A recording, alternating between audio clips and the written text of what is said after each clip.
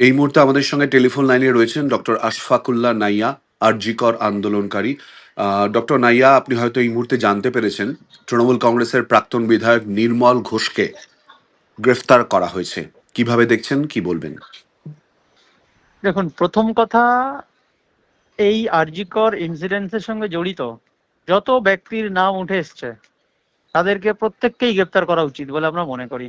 দ্বিতীয়ত, শুধুমাত্র গ্রেপ্তার নয়, গ্রেপ্তার করে তথ্যগুলো বের করতে হবে। কারণ রাজনৈতিকভাবে কোনো ব্যক্তিকে গ্রেপ্তার করাটা এই ঘটনার জাস্টিস হবে বলে আমরা মনে করি না। যে যে এই ঘটনার সঙ্গে জড়িত ছিল প্রত্যেককে তথ্য বের করতে হবে।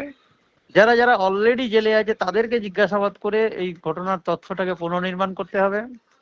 এবং এটা তথ্য প্রমাণ লোপাটের জন্য গ্রেপ্তার হলো, কিন্তু যে ঘটনাটা ঘটেছিল সেই ঘটনা যারা ঘটিয়েছিল, যারা ভাঙচুর করেছিল, তাদের প্রত্যেককে গ্রেপ্তার করতে হবে। পশ্চিমবঙ্গের মানুষ শুধুমাত্র একটা দুটো গ্রেফতার দেখেই যে শান্ত হয়ে যাবে এরকম ব্যাপারটা নয়। মানুষ জানতে চায় অ্যাকচুয়াল ওই মেয়েটার সঙ্গে 8 তারিখ রাতে, গভীর রাতে কি ঘটেছিল। ঘটনাটা জানা খুবই প্রয়োজন। কে বা কারা কেন ঘটিয়েছিল সেটা জানা খুব প্রয়োজন। তথ্য প্রমাণ লোপাটের ঘটনায় যাদের যাদের নাম আসবে তাদেরকে গ্রেপ্তারটাকে এই ঘটনার একটা দিক বলে আমরা মনে করি।